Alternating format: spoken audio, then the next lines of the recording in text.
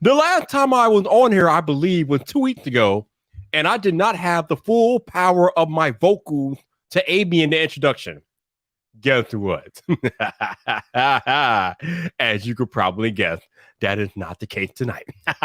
Which means we are back at 100% full vocal power. Which means if you are new here or somehow you catch the replay of this live stream, you are going to want to listen to the next part of this very carefully.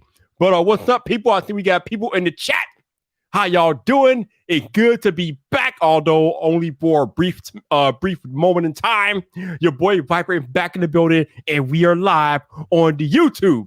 But let's go ahead and get the intro out of the way, and then we'll get into wherever we need to get into. And eventually, during this live stream, I will open up a Twitter space. And so if you guys want to come on the stream and join me tonight, you can do that. You can either turn on your cameras and join me on YouTube, or you could join me via Twitter Spaces. We're going to be live in both places tonight because we are partying. We are rocking out in here, and that is what is going down. But current time, 6:31 p.m. Central Standard Time, which means you are in the right place. Yeah. You are on the right YouTube channel, baby. Yes. So, as I just alluded to, if you're new here or you somehow catch the replay, you're going to want to listen to this next part very carefully, because what I need you new people to do, because my old head, my Friday Night Fight veterans know what's about to happen there. But if you're catching the replay or you're new here, I'm going to need you right now, to turn your volume down. Because if you don't turn your volume down, I will not be held liable for what your neighbors think about you listening to some loud dude on YouTube. That's on you, not on me. That's on you, not on me. Now, I think we already got 24 people in the chat. That's a little high for a live stream, so some of y'all might be new or lurking. I don't know, but this is your last warning to turn your volume down before I go into it, because I owe y'all one hell of an introduction, and I do not plan on letting you down because, again, things are happening, and we got to get into it. So here we go. So this is your last warning. Turn your volume down right now. All right, with that out of the way, let's go ahead and get into the party, and let's see where this live stream takes us, because I don't really have a plan for tonight. But recently, these days, I don't really have a plan. So we'll just see what happens and go to work. Here we go. You've been warned. All right, here we go. What's up, people? This your boy Viper, the man about tech, and we are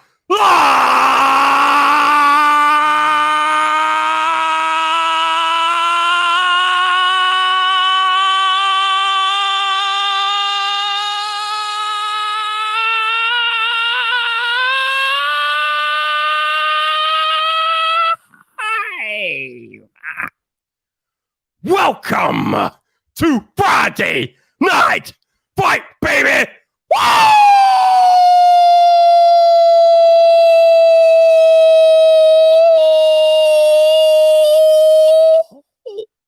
Woo! Oh, yeah! It is that day again! We are back! We are live on YouTube! Woo-hoo! Yeah, baby! Ooh, we are fully back and rolling on the live stream tonight. But before I get started with tonight's festivities, let me see who I got in the chat tonight. First on the list is Jason. See what's up, bro? How you doing? We got Trent Tech out there. What's up, my dude? How you doing? Chantel Hills is here. What's up, Chantel? What's going on? 504 is in the cup. What's up, bro? How you doing? We got my enforcer, Genosis, is stuck in traffic. Oh, my goodness. What's up, Genosis? How you doing, baby? Cool Gamer is here. What's up, man? How you doing? We got Jeff Hell in the building. What's up, Jeff? How you doing, baby? What's going on? Tech for your needs. What's up, bro? How you been? Gwendolyn G is here. What's up, Gwendolyn? How you been? Digital Slang is in the cut. What's up, Slang? How you doing, baby? What's going on? We got Tuvo. Oh, what's up, man? How you doing? Who else we got up in here? Did I gonna be? Okay, I got you. Yep, I got him. Let me keep going. We got Dominic Skorinko. What's up, Dominic? How you doing, man? Long time no see. Hopefully you're well. Oh my God, we got a B-Mac sighting. What is this? What's up, B-Mac? How you been, bro? What's going on? Who else we got? We got Elvira down there. Hello, Elvira. How you doing? What's going on? We also have my head of security, El Jefe, bro. What's up, Jeff? Good to see you, Jeff. I'll be seeing Jeff live here in a few short days. What's up, my dude? Alex Jackson is here. What's up, Alex? How you doing? And Pat Tech is here. What's up, Pat? How you doing? Good to see you. So right now we have 25 people watching, but I clearly did not shout out 25 of y'all. So shout out to my Lurk Squad in the building. I appreciate y'all lurking. I know there's a lot of y'all that sometimes watch and either you don't want Viper to know you're watching, or you're watching from a device that you can't comment on. I know I keep forgetting that people watch YouTube on devices that you can't comment on, like a TV or whatever, or maybe you're busy. But I appreciate you being in the live stream and lurking, even though you can't chat. Thank you for being here. What is going on? So tonight is an open invite. Again, in a few moments, I'm going to start a Twitter space. So if you have a live stream set up, and you actually know proper live streaming etiquette, you could come join me in chat tonight, or you could join me via the Twitter spaces where you don't have to set up your live streaming get up. You could just have an audio presence and be in a quiet environment, and you can come talk to Viper. But we're having a going away party because after tonight, Friday Night Viper will be going away for about a couple of weeks because I'll be traveling the next 2 Fridays. So after tonight, I will not be back here until the second week of July. So I figure, you know what? Maybe I can have an open invite, share the live stream tonight with some of y'all. Those of y'all who want to join me, like I said, open invite. You don't have to, but the invitation is open to you. So next Friday night, I will be back on a plane heading back home from LA because I'll be heading on a flight Wednesday, heading out to California for VidCon. So again, if any of you all are going to be in Anaheim next week for VidCon, find your boy Viper. I'll be hanging out at the vidIQ booth working, doing channel audits and all of the things, or I'll be walking around VidCon. Apparently at VidCon, there's going to be a couple of my good friends over there who I've never met in person. John Rettinger is going to be at VidCon. John Rettinger, shout out to one of the legends of tech YouTube. What's up, John? My man MKBHD Marquez Brownlee is supposedly speaking at VidCon. I did not know. So Marquez is going to be there. Also, my man Justin Moore, the creator wizard, the guru of brand sponsorships, are going to be there. So all these people that I've talked to a time or two on my live stream that I've never met in person are going to be at VidCon. So hopefully they find Viper during the few days I'm going to be out there at the Anaheim Convention Center and come say hello to Viper. And if any of you are in Anaheim at the Convention Center for VidCon, come say hello, find Viper. Viper does not bite. I am very approachable. But yes, next week I'm going to be in LA. And next Friday night, I'll be back on a plane heading back home. So I will not be able to come to you all on Friday night next week because that will not be a thing. And then the Friday after that, I am taking a road trip to Nashville, Tennessee. So I will not be available for live streaming. I'll be on the road somewhere. So I'll be traveling in the next couple of weeks. So that's why tonight is a party. I'm inviting my friends. So if anybody wants to come hang, y'all can do that. So first up, actually, you know what? Hold on, but let me kick off the Twitter because ain't no point of holding it back now. We here, we live. So I'm going to turn on the Twitter Spaces real quick. Give me a second. So we can do that there. Bam. All right. Okay. Okay. Why am I muted in my own Twitter space? All right. Let me people know that we are live. Okay. I'm coming up and go back. All right. Hold on me a second here. We are live. Okay. And tweet has been sent. All right. So there is now an active Twitter space going. It is called Friday Night Vipe. If you follow me on Twitter, it should be at the top of your Twitter timeline. So if you want to come and join me on the live stream, you can do that via Twitter Spaces, or like I said earlier, if you want to turn on your camera and grace us with your presence on the stream where we can see you, just let me know and I will tweet you a link to the stream. But first thing I want to talk about today is what I woke up to this morning. OMG. Woo! So this is not really tech related, but what I woke up to this morning was some big happenings in the wrestling world. For those of y'all who are familiar with WWE or back when it was called WWF, if Roberto was here, he'd be like, back in my day, it was called WWF. But Vince McMahon is no longer the CEO of WWE. Woo! Oh my God. What is really happening now?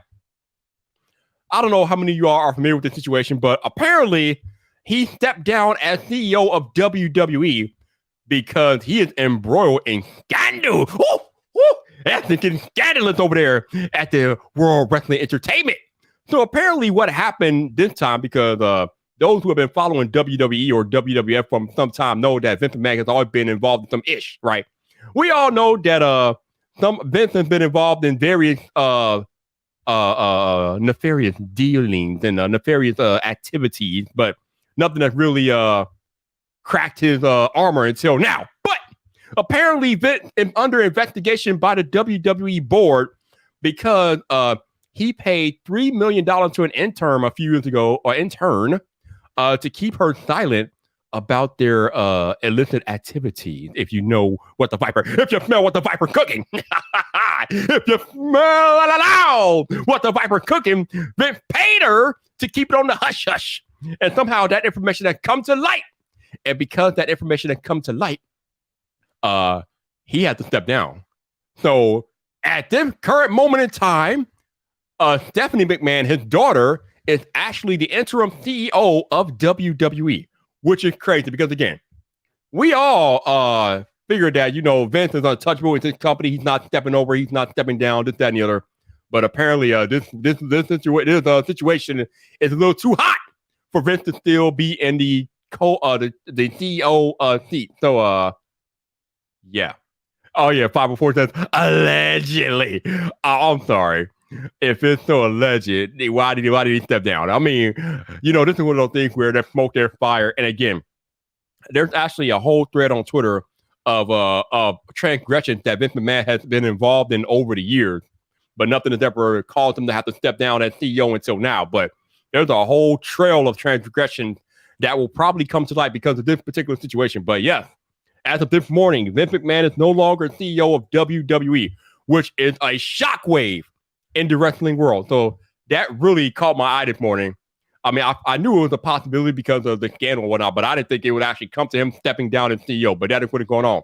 Yo, Sonny Dixon, what's up, man? How you doing, dude? Good to see you. Hopefully you're doing well. And speaking of Sonny Dixon, I guess we can smoothly transition over to iOS 16. So your boy Viper has been using iOS 16 for since day one, since the beta went live at WWDC. So what would have been like 11 days now. So, I must say, now, as I tell you, and any tech person worth their salt will tell you guys all the time, you do not put a beta software on your main device. And luckily, I have a backup iPhone. So I've been running iOS 16 on my backup iPhone since launch day. And this is the most stable beta release I have ever used from Apple. Now, I don't have that BMAC experience or that Sonny Dixon experience. I haven't been putting betas on my iPhone for too long. I think I started doing it back at iOS 11. But yeah, this release, this beta is very stable. I've had only maybe like one or two app crashes. All my apps work as they're supposed to work, which is definitely a relief because normally when you're running beta software, some of your main apps like your banking app and different social media apps, sometimes they don't work properly. And that sucks, especially if it's your app that you use to bank or pay bills. But everything's working on iOS 16. So kudos to Apple. It's smooth, it's responsive, it works. The one thing that I have noticed that it kind of annoys me a little bit, and I'm guessing it's a glitch in iOS 16 or something, is that when I'm scrolling through my photos, sometimes the phone dims for no reason. Now, normally this is activity that might happen if auto brightness is turned on or toggled on. I don't like auto brightness because I feel like it's too aggressive on iPhones. So I turn it off all the time. But it is definitely off. But the phone still dims from time to time when I'm scrolling photos. And it seems like it only happens when I'm scrolling photos, which is very weird. Yeah. So Sonny says I should install it on my iPad. I don't know if I'm going to do that. Honestly, man, I don't really use my iPad for much except for a second screen when I'm doing my videos. But yeah, my main iPad is the 12.9-inch iPad Pro M1. I am not installing beta on my main iPad. I'm not doing that. So, yeah, but the iPhone is cool. But yeah, Jonathan, that's what I was just talking about before you came back. I was talking about how Vince is no longer CEO of WWE. It is crazy. Yep. It is definitely wild out there in wrestling land. Whew. Oh my goodness. But yeah, iOS 16 beta 1 is smooth AF. Hopefully Apple can improve upon it. I know I hear there's a lot of complaints on social media about Stage Manager and it not really doing what people think it could do on iPad and different things like that. And then there's a whole controversy about whether Stage Manager can work on non-M1 iPads and things like that. People were talking about that, which is kind of crazy because, last year we were kind of mad that Apple didn't install software or they didn't have like software that takes advantage of the M1 chip that they put in the iPad. So this year Apple's like, you know what? Fine, nerds, fine. We're going to have M1 specific features that can only be utilized with an M1 iPad. And the nerds are like, what are you doing, Apple? This should be able to work on a non-M1 iPad, Apple. Why are you nuking the lesser iPad? They literally gave you what you asked for. They gave you what you asked for. They gave you features that can only be utilized on an M1 iPad, and we're still somehow complaining about this. Bro, this is why I always tell creators, and I'll talk about this, about not trying to please everybody, because it is literally impossible to please everyone. You can't. No matter what you do, someone is not going to be happy, whether you're Apple or you're a Viper or El Jefe or a John Prosser or Marquez or Rettinger or an iJustine or Simply Pop. It does not matter what we do. There's always going to be a few people that we make unhappy. And that's just the reality of life and the situations that we're in. So instead of trying to please everybody, do what's best for you. And if people rock with you, they'll rock with you. And if they don't, then they can go find somebody else to rock with. So it is what it is. But Stephanie McMahon is now CEO of WWE for the foreseeable future. I'm pretty sure there's going to be some comments about that.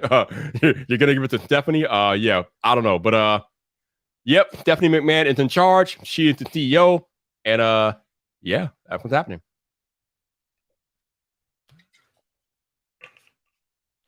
Shout out to Sarah and Mike and Mark and the Twitter Spaces. Hello. Appreciate you all joining me. If anybody wants to come chat with Viper, this is a party. You are invited. You don't have to talk about tech or WWE. If you want to talk about whatever is on your mind, just let me know. Hit the mic and I will bring you into the chat. What else is going on? I guess I could talk about VidCon, although, so here's my thing. This is my very first VidCon, right? I've been to VidSummit, as you all know. I've been to VidSummit twice, which is the conference that happens in September, but I've never been to VidCon. So this will be my very first VidCon next week. And from all the things that I've been told about it, it is basically a fan expo for fans to meet their favorite creator, which could be a little crazy with all the youngins trying to meet their favorite creators and things like that. I'm there. I'm gonna be there pretty much to work for vidIQ and do a channel audit. So that's what I'll be doing. I didn't even look at the schedules of speakers because I don't really plan on attending too many chats per se. But I will be there. But I'm excited to be out there in Anaheim, hanging out in that environment and being around all the creators and industry people that'll be there. So yeah, I don't know. I will let you guys know what it's like for real when I get out there next week. But we got Sarah up here on the Twitter page. Hi, Sarah. How are you? Hi. Can you hear me? I'm on, I have headphones in, so I wasn't sure. I can hear you loud and clear. What's happening with you? Not much. Just back home in Florida. And I was thinking of going to VidCon at first, but I just, don't have, time. I have so much to do. And then I heard mixed, things like you said. It was, a lot of, fans there. But now I'm sad because I'm not sad, but I can't go to VidSummit because I might be going to Europe at the end of August, which isn't bad. But at the same time, I was like, oh, I really want to kind of go to VidSummit. You realize that VidSummit is at the end of September, though, right? Wait, but I was gonna go from end of August to early October to Europe. Oh, you try to be gone. Okay. I know it sounds like first world problems, definitely. And you better cut that Euro trip short, there. What you doing out here? You gotta go to VidSummit. VidSummit is like the Super Bowl. You got to get to VidSummit. That's where you want to be. Okay, it's in Vegas too, so I haven't been to Vegas since I was 12. So no, VidSummit's not in Vegas. It's in LA. It's in it's in Los Angeles. So yeah. Okay. But Los Angeles is pretty cool too. It is, and I I think I've said this publicly, but I'll say it again. For those of y'all who are not aware, I have been asked back to Vid Summit this year to be MC again. So I will be there and with a microphone in hand once again for the second time in a row. So it's gonna be live out there in LA come September. So yeah, fine Viper. Romina, I see you in the chat. Romina, how are you? Appreciate you dropping in on Twitter space. Romina, if you want to chat, let me know. I haven't talked to you in a little while, so feel free to come on up here if you want to. Anybody else in the Twitter space, if you want to come chit chat, just make your request. What's up to my YouTube people? I appreciate the 24 of y'all watching the live stream. Again, if you want to join me, let me know, and I will send you a link to join me on stream. If you got any questions or anything you want me to talk about, just throw it in the chat, and we will discuss. What else is going on in the world? There's a lot of craziness with Elon Musk right now, whether or not he's going to go through with his deal to buy Twitter. I don't know.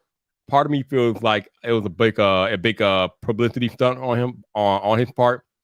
Now he's waffling, thinking about backing out because of the fact that he didn't know the number of bots and different things like that. I don't know, man. I don't know what's going on with Elon. He's a weird dude. You never know what that man is doing or what he's thinking. I kind of feel like at the moment he's not going to go through with his deal to buy Twitter. He'll find a way to back out. I mean, what? I mean, when this whole thing came out and he was talking about maybe buying Twitter, my first thing was why? Why are you buying Twitter? Like, what are you going to get out of buying Twitter? Because it seems like everything up to the point that Elon has done has had an intentional purpose in mind. Tesla, obviously, he has a Tesla to build better batteries and self-driving vehicles and different things like that.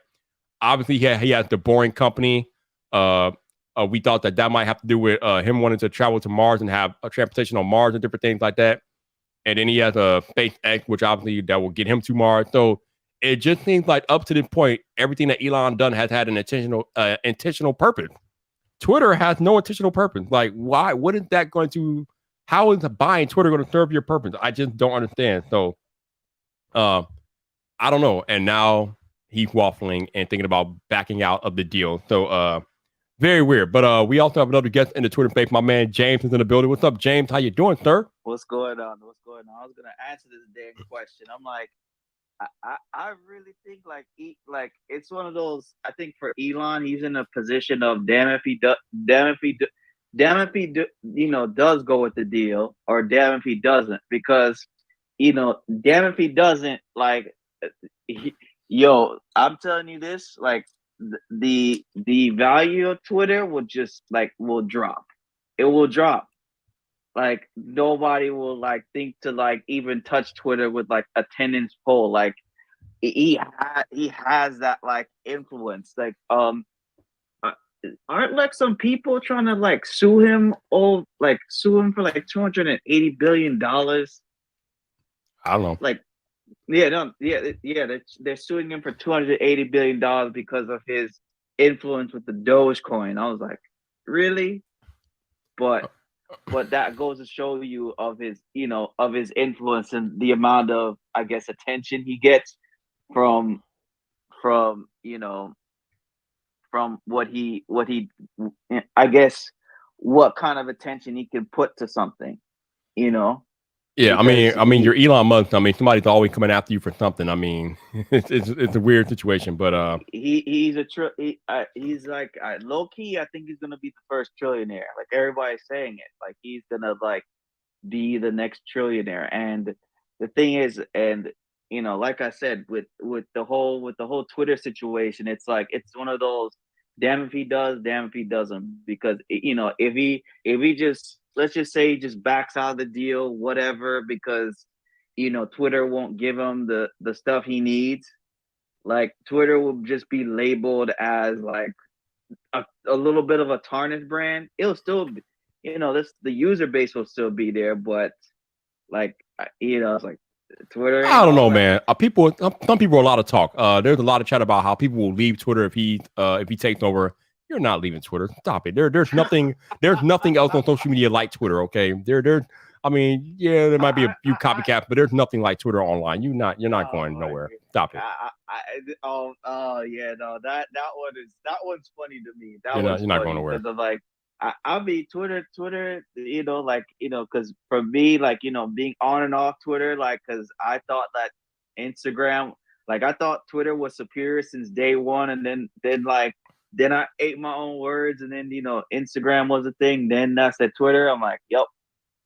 Then some of my young boys told me like, yo, Twitter is where it's at. And I'm like, all right, I'll see. And boom.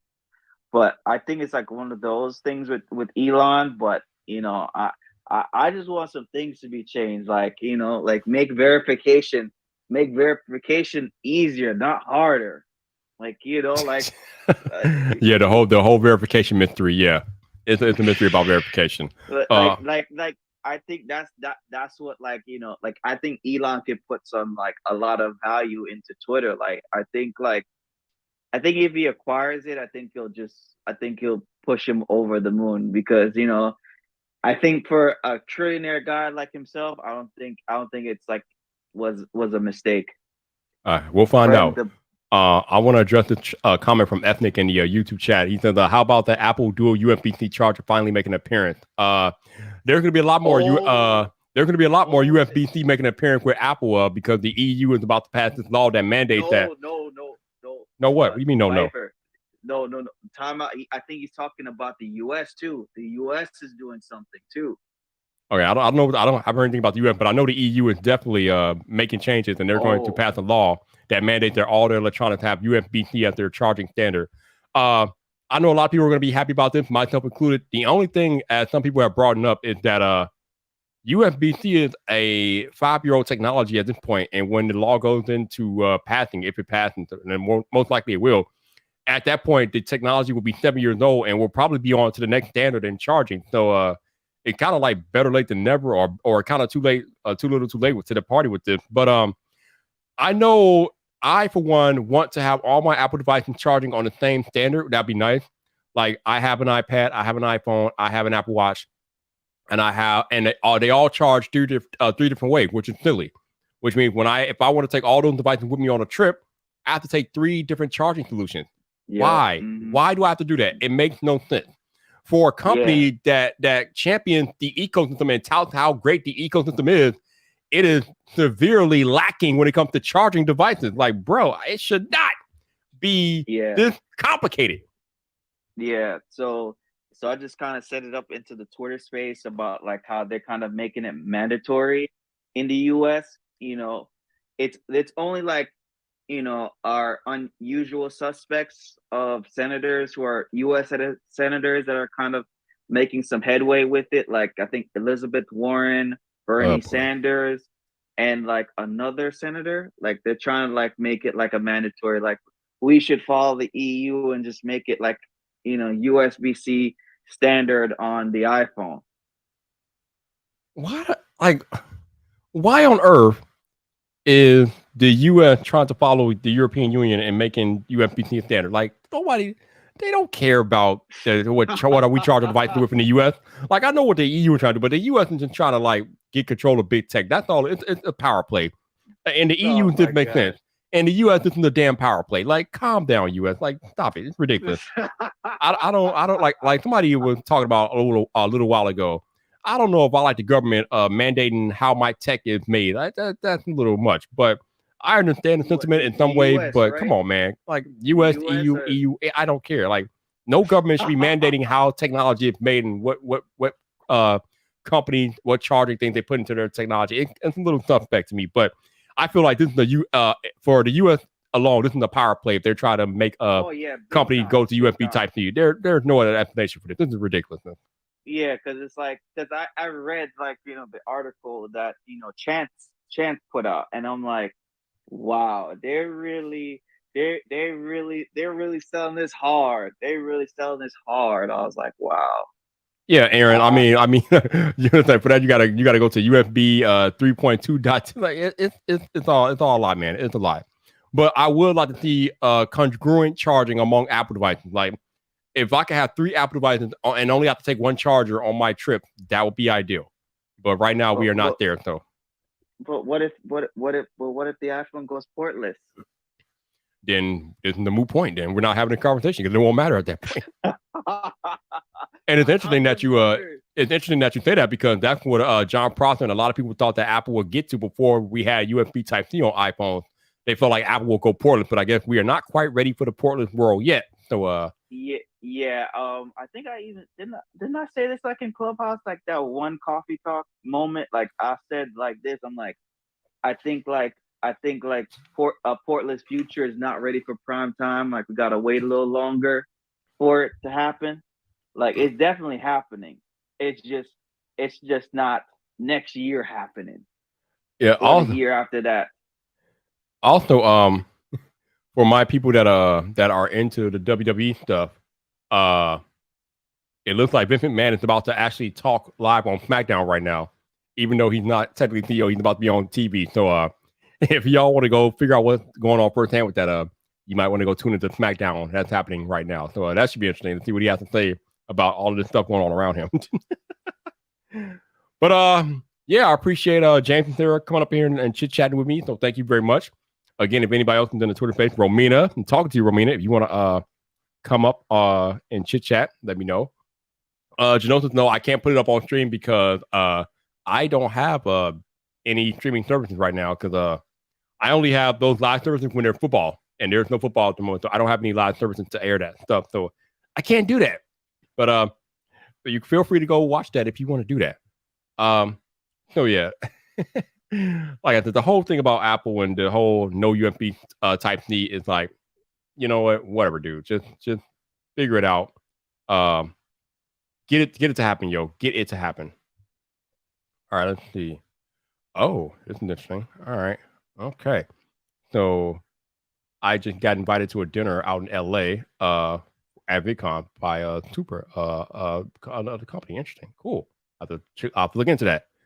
But yeah, it's a lot going on in the world right now. It's a lot going on. Okay, so I'm not gonna get too heavy into this tonight, but I just recorded a podcast for vidIQ, talking about creator entitlement and talking about how, as much as we love using these platforms and we feel like they can be better, the reality of the situation is that none of these platforms owe us anything. So, like I said, I'm not going to get too deep into this. If you want to hear my full spiel on this, tune into the vidIQ podcast next Thursday, and I will break it all down there. But platforms, the YouTube, the TikTok, the Instagram, the Facebook, creators, I'm sorry, you don't want to hear it, but the reality is that they owe us nothing. The problem is that when you choose to use a platform or when you choose to upload content to a Facebook or an Instagram, number one, we are all independent contractors. So everything that we're doing at will, by choice, this, that, and the other. We are not employees. These platforms don't owe us anything. They don't employ us. We're just contractors that the platform's allowed to use them, per se. The other thing, the more important thing that we need to understand as creators is that YouTube does not charge us a dime to upload content to the platform. So you can't go demanding YouTube do this and YouTube do that when YouTube does not charge you anything and you're using YouTube by your own will and volition. YouTube is not forcing you to use the platform. YouTube is just out there giving you opportunities that you probably wouldn't have otherwise. But again, YouTube is not charging you to be on the platform. They're not forcing you to use it. So you can't be acting like YouTube is going to placate to your demands and things like that, because the reality is that YouTube owes us nothing. Like, this is the hot take. Well, it's not really a hot take, but this is something that creators don't want to hear or they don't want to listen to, because sometimes the rational logic is a little too much, and sometimes people are stuck in their fairy tales and they're stuck in how they want things to be instead of the reality of how things are. But the reality is that YouTube is beholden to advertisers and shareholders, okay? They're going to do what's in the best interest of the advertisers and the shareholders, because those are the people that are bringing money to the platform. So if you are a creator on YouTube, you better be making content and conducting yourself in ways that align with the advertisers and the shareholders. Otherwise, you might be in trouble. I'm gonna briefly talk about the whole Ackman situation with him and Quantum TV and all that stuff. Unfortunately, now Ackman's entire YouTube channel has been demonetized because of stuff that he done on Twitter.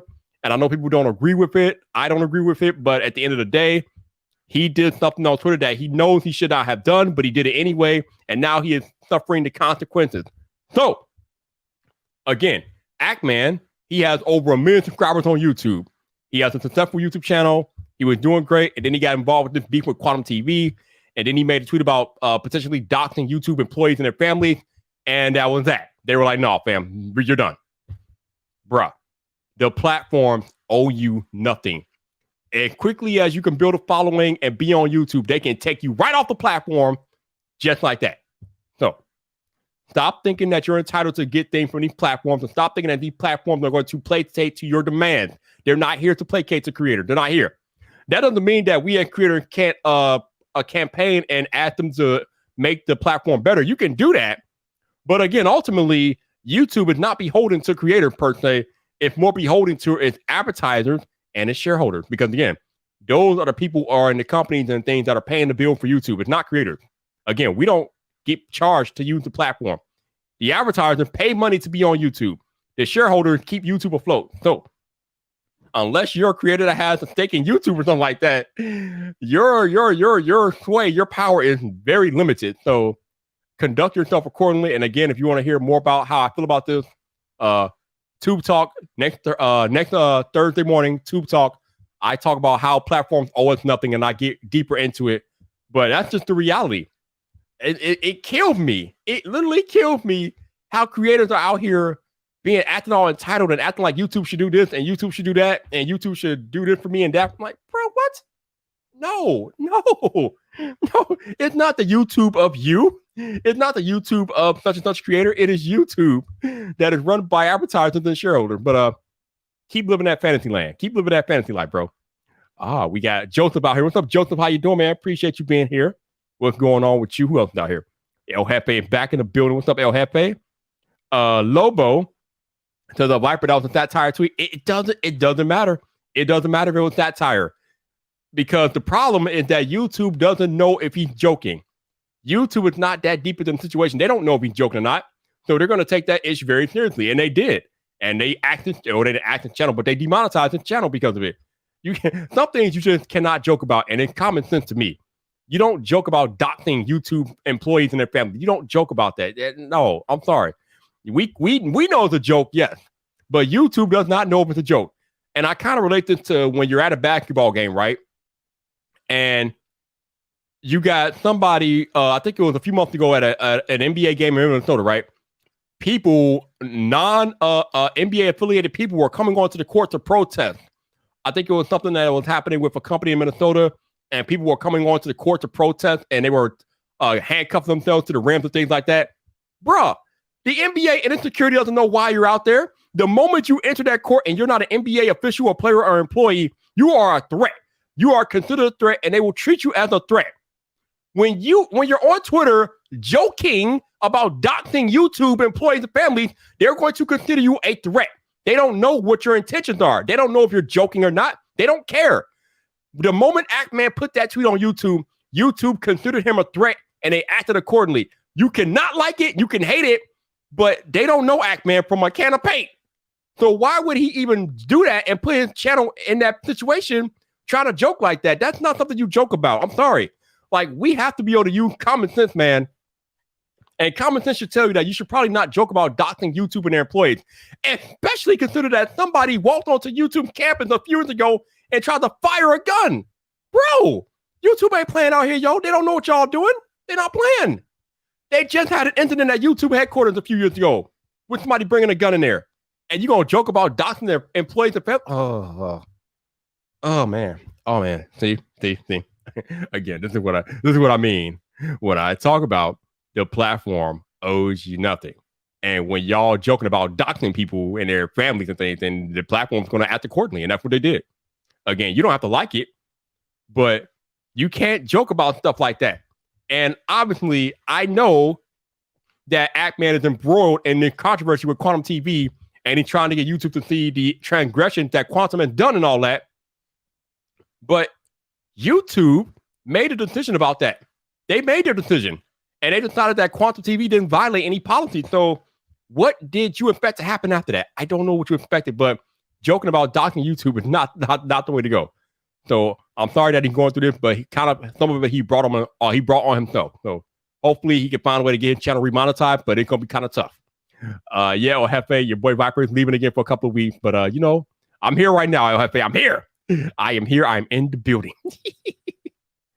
Like Joseph said, satire or not, you play stupid games, you win stupid prizes. That's literally what it is. Big Cloud Gaming, what's up, man? How you doing, sir? Appreciate you being here. And I see in the Twitter space, we got Greg that wants to come join me, so I'm going to let Greg up here. Again, tonight we are live on both YouTube and Twitter Spaces. So if you want to join the live stream, if you want to turn on your camera and do that, or you don't feel like turning on your camera, but you want to join me via audio, hop on the Twitter Spaces. It should be at the top of your Twitter timeline called Friday Night Vibe. We are live on both Clubhouse and Twitter Spaces. Greg, what's up, man? How you doing tonight? Oh, I'm doing good. How are you? I'm good, man. What's on your mind? I just wanted to kind of spin that a little bit for you too. Like, he's talking about doxing the employees. Imagine if like a commenter on his channel were like, "Hey, I'm going to dox you." Ooh, yeah. What would happen? Would you block him? I would block him, right? That would be yeah, at the very minimum, absolutely. Yeah, immediately, right. Yep. So I don't know. I'm with you. I think you don't play those types of games. Yeah, well said, Greg. Again, because again, YouTube, I mean, obviously we are creators on YouTube and we're using their platform, but YouTube does not know us from a can of paint. They don't know us. They don't know what our intentions are. So when you out there doing stuff like that, they're going to respond accordingly. And unfortunately for Atman, they responded accordingly and demonetized the channel. I don't know if you're going to get it back. I don't know if he's going to get it remonetized, because I should say he still has a channel. He just can't make any money off of it. And I mean, at that point, I mean, with his following and the money that he'll probably make it before he got demonetized, yikes, that could be a hit. But again, he brought that on himself. AdSense doesn't play around either. Oh, yeah, no. If you lose your account with them, it's gone. Yeah, definitely. All right, so I see that somebody actually wants to join me via the live stream. Finally, we got somebody who's willing enough to come on camera tonight. So, Big Cloud, give me a moment, and I will send the link to your Twitter DM. Again, I'm not saying that you can't be humorous and different things like that. What I'm telling you all is that you have to be careful about what you're putting out there, because again, we are living in a crazy world and crazy things have happened. We've had creators that have been literally hunted down at their houses and killed. We have YouTube headquarters, which was actually under attack a few years ago, and everything else that's happening in the world with social media and different things like that. Not to mention all of these mass shootings in the U.S. There are just certain things that you just don't joke about, man. And doxing people is one of them. You don't joke about that in any form or fashion. It's not a good look. So you got to be careful about how you conduct yourself on these social media, for sure. Big Cloud, you got the link in your Twitter DM. You know what to do, sir. You know what to do. Again, if anybody else in the Twitter space wants to join me, feel free to do that as well. El Jefe says, also makes the case for diversifying your revenue streams. Absolutely. And again, I talk more about this on the podcast next Thursday. So again, if you want to hear more of my thoughts about this whole thing, next Thursday morning, I talk about it on the YouTube, on the vidIQ podcast, Tube Talk. But yeah, definitely diversify your income stream. Don't just be on one platform, because if you get kicked off the platform, or if somehow the platform goes down, and we know that YouTube has gone down a time or two in the past, you are SOL. If that's your sole platform, if you're not on another platform like a Twitter, or if you're not on like an Instagram or something like that, if you're not making your money from any other place and you're only making money on YouTube, if YouTube goes down, you are out of an income. You're out of revenue. So yeah, El Jefe brings up an excellent point.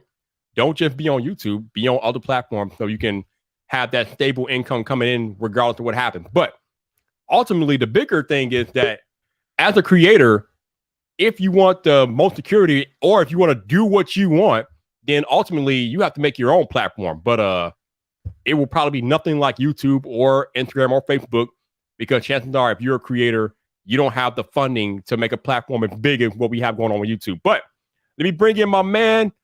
I guess now I could call him a recurring guest here on the show. My man, Big Cloud Gaming, is in the building. What's up, sir? How you doing? What you mean? You say now you can talk to him as a recurring guest? Well, I said now I can call you a recurring guest. What you mean? I thought I'd been a recurring guest. Ain't that something? Bro, there's multiple times. So a recurring guest. What's up, man? How you doing, dude? Hey, yo, Healthy, you Shiny-act, man? What's going on, bro? Hey, we gotta talk. You Shiny-act, bro? He's on my stream. Do me dirty on my stream. What's up, man? What's up, man? How you been, man? I'm good, man. I'm good. I'm chilling. I can't complain, man. The whole quantum TV thing when you was talking about it. I saw your tweet on Twitter. And I couldn't help but agree. Like, I'm like, bro, unless you got like a legit reason to risk it all, you should never have your money being tampered with. Period.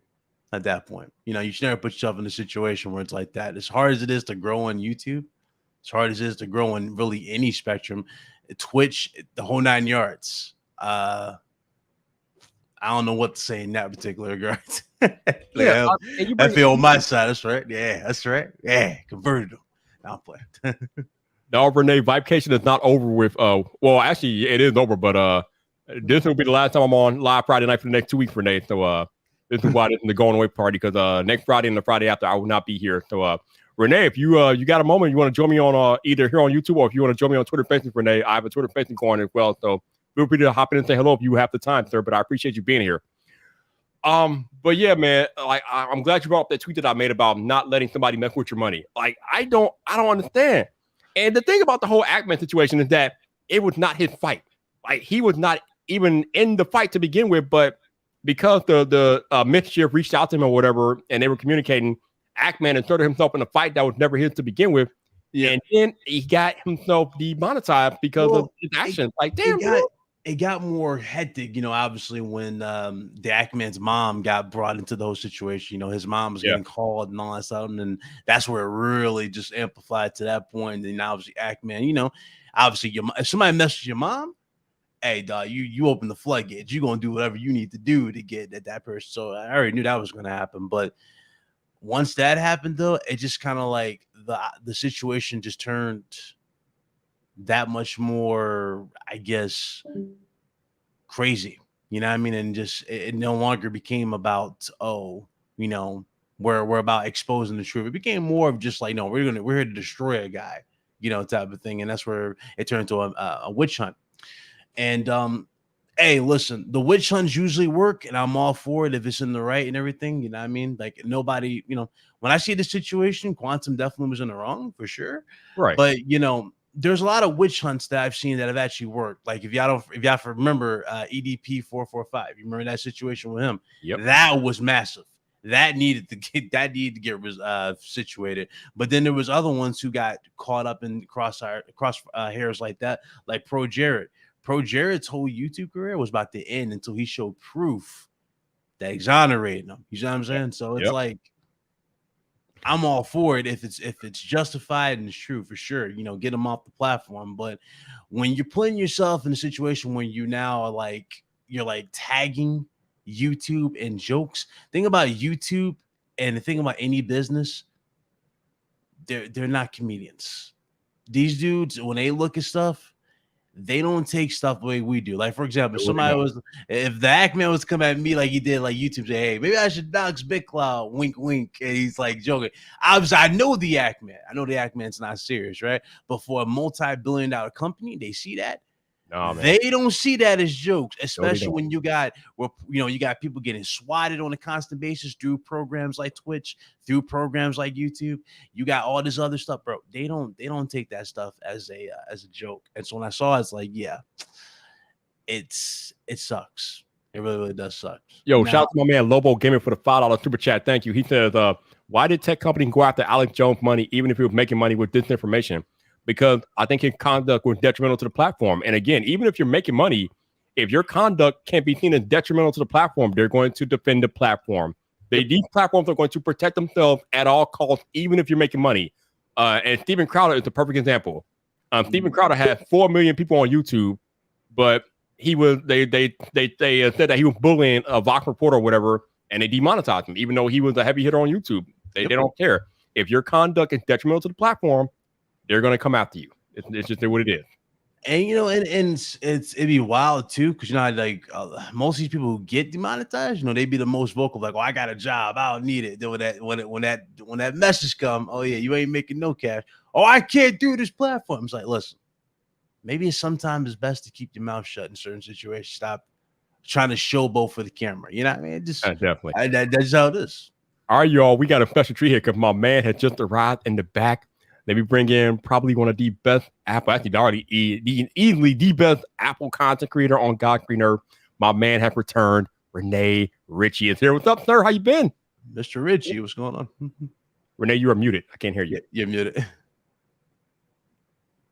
you're Uh-oh. still muted. Uh-oh. Oh, man. Sorry, no, it's the ATEM Mini. It's got a There he separate is. button. Hey, Yeah, I Renee, what's always up, forget. man? Hey, it's good to see you, man. I'm sorry your vacation's not quite going on. Yeah, vacation not quite going on, but again, like I said, I want to come in tonight because I know for the next 2 Fridays I'm gonna be unavailable. So I want to come here, have a little party tonight. So appreciate you Where are joining you me. going? Man. Well, next week I'm going to VidCon in Anaheim, and then the week after I'm taking a road trip to Nashville. So I'm gonna be. I'll be in traveling. proximity to VidCon, so I'll have to try to find you. Wait, where are you gonna be at? Standard is usually like has a Oh. gathering outside VidCon. Uh-oh. Wait. So you're gonna be in the area next week? Yes. Renee, if you don't find Viper Renee, I'll find you. I'm just gonna go to the closest Starbucks, and you'll be there. I know. Yes.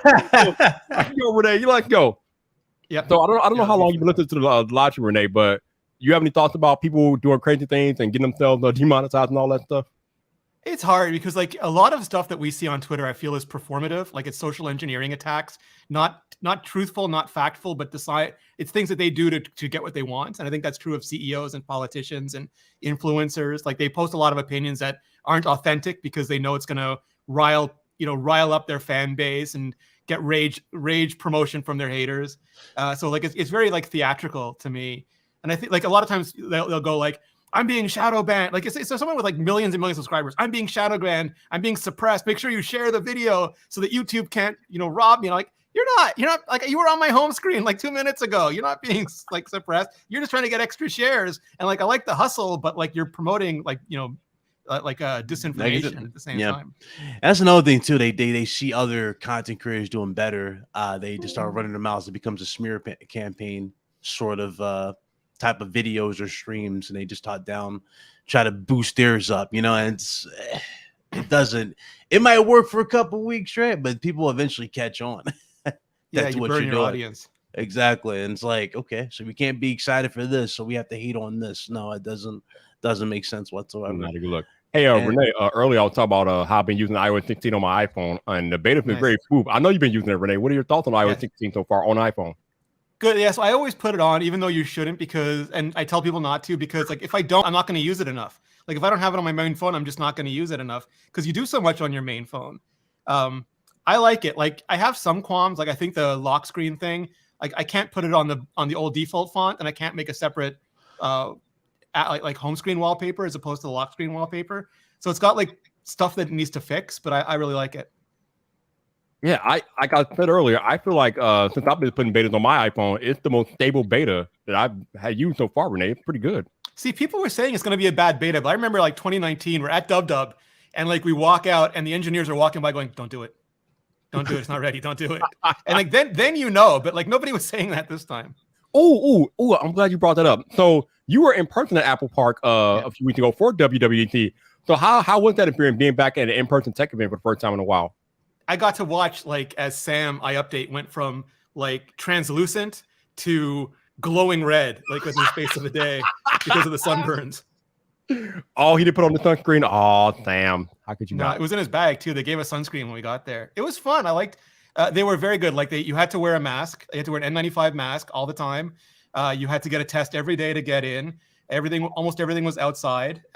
And as far as I know, like after GDC, people got sick. After PAX, people got sick. After Creator Clash, everybody got sick because they love Florida, YOLO. But after this, like everyone was fine. So I think they did a really good job. Yeah, I saw everybody wearing a mask, so that's pretty cool. And it was just good to see everybody back together again. Like when I'm out and about these days, and like people are in bars and restaurants, like it makes me so happy to see people that are out living their lives again, because we've been in the house for like 2 years. So it's good to see everybody Like out. we're in and about. apocalypse, don't it? Yeah. But you would have been embarrassed by me, Viper, because I had a Taylor Swift moment. I saw Johnny Cerrugi. What? Like I saw Johnny Cerrugi, I went up to him and I go, "Oh my God, it's Johnny Cerrugi!" And like he's just like, "Why are you recognizing me? I'm not supposed to be recognized." Did you get a picture with him, Renee? Did you get a picture? Can't say. He wasn't on the official tour docket. Like everybody can say about the Tim Cook selfies and the Craig selfies, but the other ones, like they're more recluse. Gotcha. Okay. Gotcha. So, I'm guessing that you've been using iOS or you've been using the betas on other devices. I'm pretty sure you've been using the iPad. So, what are your thoughts on the iPad OS beta? It's good. I mean, like I have to duck and cover over that whole stage manager thing because people are so angry. Like last year, they were so angry there were no M1 exclusive features. Right. Like people who had the M1 iPad, they're like, I bought an M1 iPad. I expected M1 exclusive features. And then this year, people are like, I don't have an M1 iPad. How dare you make M1 exclusive features? And I'm just like, I can't take all this. Like everyone's gonna be angry. Yeah, it's like you damned if you do, you damned if you don't. Like you said, last year people were complaining that there were no M1 exclusive features, and now Apple's like, all right, we're gonna give you what you want, and people are still complaining. Like you can't make So everybody angry. happy. You can't do it, No. Renee. You can't do it. Everything's good until people get involved. Definitely. Hey Ryan, What's up? I played the new Ninja Turtle today on Game Pass. Oh my god, it's fun. Yeah, they Have you nailed it. They Have you nailed played it. Yeah, we all played it on the server and whatnot. It's good. I'm happy that we only got it. It looks great too, on top of everything. So I'm happy for it. Yeah, it reminds me of the old arcade games of the '90s, man. Pretty cool. Yeah, they don't make them like they used to, man. They just don't. They don't make them like they used to. But it was cool. It's a nice return to form. Kind of leaves hope up. Maybe you'll get a bigger scale Teenage Mutant Ninja Turtle game down the road. I don't know if you played Injustice. Probably did the Turtles in Injustice. How well they looked. Imagine that in single player or type of form. You can play as the Turtles. It would be pretty Sure. cool to get like a Tomb Raider type Ninja Turtle game or something along those lines, where like you like a whole 3D thing, and yeah, that'd be pretty cool. Yeah, because it's funny. I was watching the OG Turtles movies in preparation for the Oh, game, yeah. and like that iconic shot when we first see Shredder, Renee. Like not when he throws the dagger in the TV. I'm talking when he comes out and the kids are around him, and you got that amazing soundtrack. You just see the spikes. You're like, And Elias Codius is Casey, like that. That's so yeah. good. It's like, dude, this shot still holds up to this day. And it's still one of the most badass shots in cinema of how well it's done. Even the rooftop battle, when he's just like effortlessly beating them, he's just showing his mastery with how like unprepared these guys are for this guy. It's like they have yet to recapture something like this. So simple, something so simple. They made them into Transformers in the last attempt to bring it. Well, I don't know if you guys have seen Top Gun yet, but like the Top Gun, like it's like an 80s movie. It's got like a very linear story. They're not trying to be overly sophisticated or complicated. They're not trying to give you any like weird things. It's just a bunch of cool stuff happens and we're happy. So, Renee, what is your thoughts? Do you think the original Top Gun is better or the sequel? Well, I mean, like, so I saw like the original Top Gun is so much nostalgia, but it's a real goofy movie. Like everybody is 80s shiny. It's like they're shiny all the time and their muscle shirts, and it's it's very over the top, like high testosterone. So I think this was a bigger movie, but like it doesn't have the same nostalgia value that the original had for me. Yeah. I think from a storytelling perspective, I think I enjoyed the sequel more. The original was kind of slower burn, and kind of like, all right, are we gonna get to the good stuff? The sequel, like, but so many classic lines. Like I said, Hollywood, where'd he go? And Hollywood was like, where'd you go? It's back in for Goddamn Jurassic flyby. Park or Jurassic World. Oof, that was rough. The pitch meeting is so good for Dominion, whatever it's called. The Ryan and George pitch meeting on Screen Rant. I watched that yesterday. I almost fell off my chair. He is so good at destroying them. So Renee, our buddy, I don't know if you heard about all the drama in WWE. Renee, our buddy is out as CEO. Different man has stepped down. He's still there. He's still there in terms of creative control. Yeah.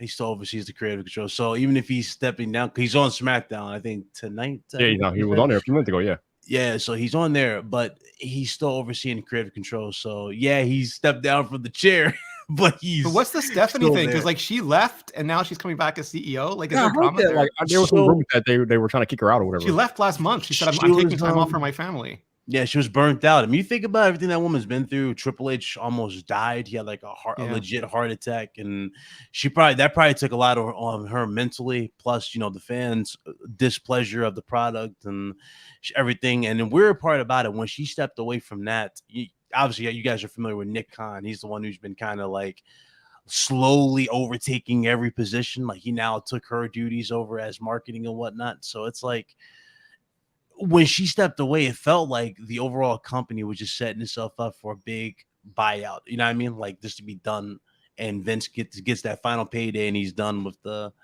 business. Like Disney owns them or something. Yeah, that's what it felt like, because Nick Khan is like gotten that much closer to global control over everything. But Nah, just hearing that she's coming back for CEO. A part of me thinks this is kind of like a cop out, just because the acquisitions alone. Let's just put a woman in charge because he's done. But what if it's game? So I'm conspiracy theory right now. I don't know why, but what if it's Game of Thrones and like Steph had a power play, it didn't work out. She ended up saying, "Okay, I'm taking time off," and then like these emails show up at the board of directors' place, and then all of a sudden there's like turmoil, and now it's like the Game of Thrones music is playing in the back of my head as she's driving back up to the building. I mean, hey, it's WWE. Anything is possible. Anything is possible. No, the whole thing is an angle. The whole thing ends up being an angle. I mean, that's true. Like, who would have thought Triple H would make a developmental TV show, right? Because that's what it was, like a small TV show, into one of the best side programs we had for WWE. They were producing some of the best wrestling television for a while until they rebranded. They kicked them off the board with William Regal, and turned all the titles into Rainbow titles and whatnot. So I mean, he again, it's possible. Like, it just sucks seeing the ideas, the matches we could have get completely scrapped because talent have either been let go or just flat out quit. They've been bleeding talent a lot over the past 2 years since the pandemic. It's been rough. There's more about to drop this. So I think Mustafa Ali and a few others they're gone, man. Crazy. Hey, Renee, I know you were back. You were heavy into the Pokemon stuff going as far as gaming goes. Do you do any other gaming or that? No, I try. Like I used to, but I get become like singular focused. I didn't even watch TV for a long time. Like I just turn the TV off and I work. Because if I get into a game, I like you won't see me for a week, and then I won't make any videos, and it'll be bad for everybody. Yeah, I can get that. Yeah, that's one thing about being a creator and doing that stuff full time. Sometimes you have to block everything out. Like I'll play Smash Brothers with my god kids. Like and they just clown me. Like I can't even. I don't know what's happening, and suddenly I'm falling off the level, and they're laughing. It's like I don't know. I had Street Fighter and Mortal Kombat. You couldn't fall off that easily. This whole Smash Bros thing is meant to humiliate older people. So Renee, are you going to purchase, or do you plan on purchasing any non-Apple phones or tablets this year? Yeah, I buy the Pixel every year. I really like it. And I like that Google, like for a while, it felt like every year I bought a Pixel, the next year was like a repudiation. When you idiot, we've changed things again. But now it's like they have a really good roadmap. Like they're going to be iterating on it. They're going to be steadily improving it. So I'm going to look forward to that. I was going to get a Pixel Fold, but it doesn't sound like it's going to be ready. Dude, that setup is insane with the camera. Everything is getting delayed as far as tech goes, and even in gaming, a lot of things are getting delayed. Even the orders this morning, like people couldn't order what they wanted, and then the stuff was like sent out again. And I still don't think you can get a PlayStation. It's like 2 years, and I don't think you can walk into a store and buy a PlayStation. No, you have to still wait in the digital unending line on PlayStation's listing, and even that they can't guarantee you a PS5 because of bots and whatnot. But I think they've been. I ordered a Steam Deck. It took a year and a half. Like it just arrived this week. Oh, you got your new one? Nice. Yeah, I mean, I got it, but Georgia took it. Like that's the story of my life. I was just about to ask you how you like it, but you're like, she took it out. Yeah, she's playing like Horizon or something on. I don't know. Yeah, when you get a chance to play, you gotta let me know how it is. I don't know if I have a reservation. She loves it. Okay. I think her husband loves it too. Yeah, I don't know if I'm gonna keep my reservation. I don't know if I'm gonna. Imagine what the Switch could have been, guys. Imagine what the Switch could have been. Yeah, that's the sad part. That's what kills me. Or like Xbox handheld. They're like, they can't do it. Nintendo can't do it. I'm like, it's $50 more. Or no, it's $100 more. They could have done that. Yeah. So Renee, there's been a lot of chatter this year about how views and tech YouTube are down and different things like that. Since the WWDC is come and gone, have you seen the view go back up at all, or how are your views doing? No, but do you remember Matt Koval? Yeah. So I talked to Matt Koval a lot about it, and we did like a bunch of survey and data collection stuff. And it looks like 2019 was relatively normal. 2020 was a huge spike, and people were just stuck at home and they watched a lot of stuff, and they also went through a lot of catalog content. So they exhausted a bunch of videos. Like previously, they might like maybe a Marquez video would pop up you hadn't seen before. You'd go watch it. But people were so bored, they just watched everything. And now they've seen all those videos. And also they've got kind of bored by watching the same kind of video over and over again. So 2021 went down to 2019 levels. And then 2022 now is about 10% lower than 2019. But yeah, Matt Koval's channel is amazing. He's really good on that channel. It's about creator longevity. But shorts are taking off too. Like Erwin is killing it on his shorts channel. So views in tech are overall up. But the most of the growth this year has been from shorts. Yeah, I think that's why that makes sense because that seems like where YouTube is concentrating their focus. I think they just made an announcement that I think last month they had 1.5 billion views on shorts. So that seems to be where they're going. I don't. But do we think that shorts are really a long-term thing, Renee? At this rate, with TikTok, yeah, might be at this rate. Yeah, it's like you had a bunch of restaurants and then fast food moves into your city. You better open up a fast food shop or everyone's gonna be eating hamburgers without you. Yep. But I mean on YouTube overall, because I mean YouTube has been long known as being a long-form content site. I just wonder if shorts are really going to be here for the long haul. That's what I'm. Facebook wondering. Is making everything, and like they want to make the big blue app into TikTok now too. I mean, it's ridiculous. Well, we know how Facebook is with all that stuff. They want to do everything. Actually, Facebook will probably make their own TikTok competitor at some point, knowing them. Yeah, no, I think it's going to be I think it's going to end up being a separate. I think in the long term they're going to blend together, and they'll just be various videos of different formats and different lengths. Because we'll have to wait and see, like when everyone's wearing AR, like what the experience is going to be like. It's going to be different. But for now, I think they're going to just make it a side experience, and you'll be like living in shorts the way you live in TikTok.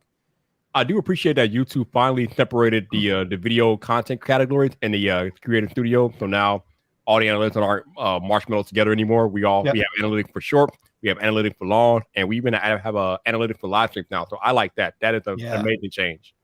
And the videos tab too does that now. I think they just rolled out mobile this week to support it as well. Yeah, that before it was just a complete cluster, but now much more organized, definitely. So what else is going on in the world of Renee Ritchie? Anything big coming up for you? No, well, I mean, like all the WWE stuff still. Like I just posted something on passcodes. I want to do something on CarPlay. Oh, passkey. That's going to be awesome. No more passkeys. Yeah, sorry, passkeys. They're so smart. So smart. I was looking at like how you, like they even like if you go up to a computer and scan your code, the whole negotiation is out of band between the browser and your phone. So the website never gets never sees any of the transactions. The whole security model is really well thought out. Yeah, that is so cool. Like the whole not having to have a password because your biometrics are the critical play. That's just amazing. Yeah. I hope more companies adopt that because that's pretty cool. Google's announced, Microsoft's announced, 1Password, Dashlane, LastPass are all going to support it. Ooh. Oh, hell yeah. Let's go. So if you don't want like Apple to have if you don't want to store your passkeys with Apple, you can store them with 1Password or something. It's going to be really good. Yeah, I mean, Apple already has all my information, so what the hell? What's a little bit more? No, it's a fun year. Yeah. And something that I wish would roll out faster, but it's going slow motion is the whole having driver's license in your Apple Wallet and things like that. I think right now only like 2 states support it here in the US. America, like I'm not judging. I'm totally not judging. That's a Canadian, but like federalism isn't like a big thing in America. It's not like they can just say, every state is going to do this. It's like every state's going to like do their own thing. They're all like a little bit wild that way. Yeah. So it's going to take you 50. It's going to have to go through 50 times when like the EU will do it once for 18 countries. How's that work in Canada though? Is like is Canada going to support that feature, or how's that working? Not yet. But we were so far ahead on contactless payment. Like we had tap to pay for like 10 years before Apple Pay came out. But for some reason, the digital like ID stuff has been super slow. Gotcha. Okay, since I have you here, I haven't really looked into the situation too much, but I know there's something going on with Canada and how they want to handle YouTube content. I think you made a video about it, but I didn't get a chance to watch it. So can you give us a brief rundown of what's going on there?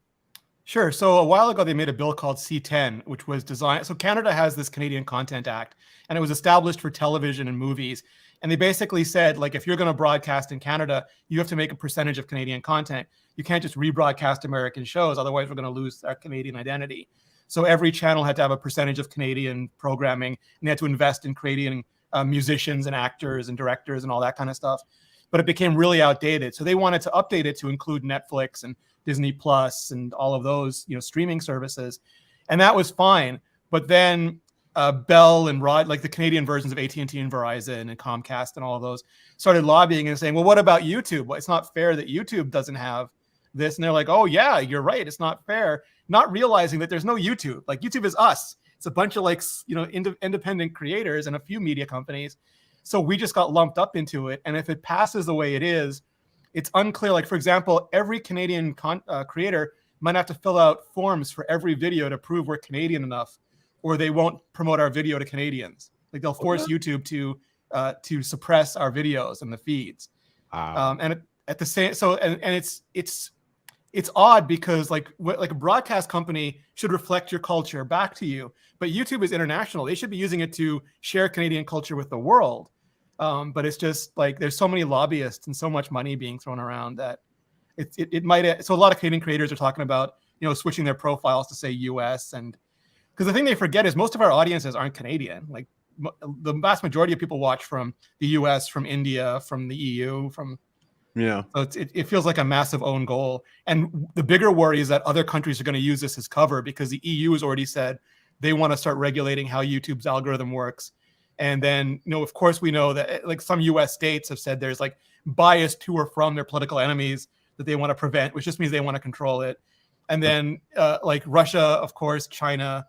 So the whole idea right now, YouTube, the only thing YouTube cares about is what your watch history is and what the watch history of people who have very similar matches are. The only thing they use. They suggest videos based on what you watch and what people like you watch.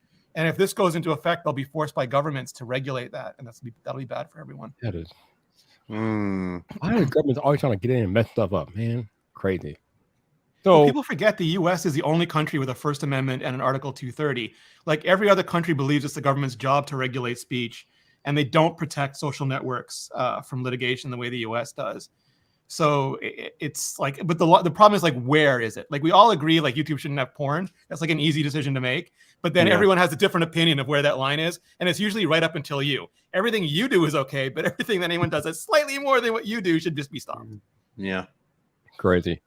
So Renee, earlier I was talking about how the EU is going to mandate that their electronic devices have USB Type C charging, and I'm like, it makes sense because that's how the EU is. They want all their stuff to be congruent. But now they're talking about how the US regulators want to do something similar, and I'm just like, all right, the EU is doing it as one thing, but the US company the US government trying to do something, that's a power play, Renee. I don't see how that matters to the US government. It's nothing more than a power play, in my opinion. It's like it's all manipulation. That's the thing. Like I was like today on Twitter, the big story was Elon Musk, who's a free speech absolutist, was firing people like for voicing their opinions because it's not true. Like nobody is like that. People just don't want accountability and they want to be able to say what they want, but they don't want anyone else to say anything. And the government believes in like the freedom like free enterprise capitalism, but it's like these people are upset and they're paying me a lot of money, so I'm gonna take care of them. So stupid. Now, like I said earlier, I would love Apple to have congruency in their charging solution. Like if I have an Apple Watch, iPad, and iPhone, I take them all on a trip. Theoretically, I should only have to take one charging cable. But right now, that's just not the case. So I would love to see that. They're doing it anyway. Yeah, they're switching to USB anyway, like regardless of what happens in the EU and the US. Yeah, so it would be nice. So here's the thing. The thing that I hate is I had to go buy all Thunderbolt cables.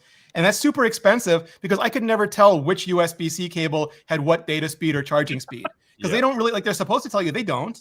Nope. They don't, and I'd plug it in and it'd be slow charging or it'd be slow data. I'm like, I paid for an NVMe like SSD that's supposed to be super fast and it's chugging. Oh, it's the wrong cable.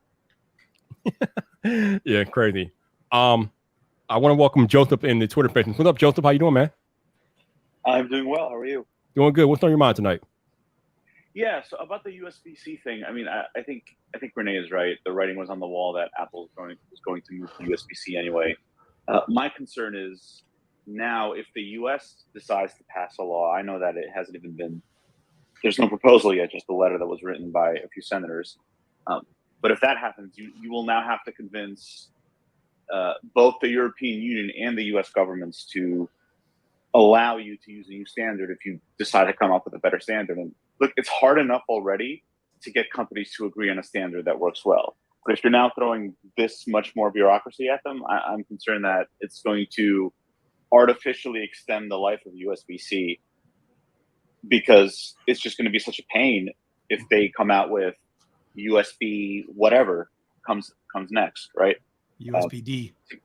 Yeah, DE, whatever the case may be. And I know that, USB-C is the connector and you can do Thunderbolt, whatever, and USB 3, 4, whatever over USB-C. But I'm really nervous when it comes to governments kind of saying, well, here are the ports that you can have in your devices. And it's okay if you end up switching it later. You just need to run it by us. But that run it by us normally is an extremely laborious, time-consuming, lobbyist infused process.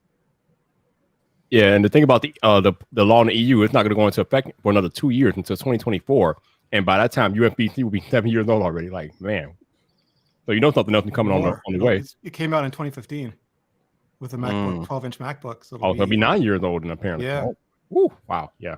And we Perfect know time that's to heal. on the way. Yeah. Yeah. Yeah, I agree with you, Joseph. Government regulation of technology, when technology moves so fast, it's not ideal. It's definitely not an ideal situation at all. Yeah, if it were up to them, we'd all be on micro USB right now, right? Isn't that what they wanted originally? Probably. Yeah, definitely.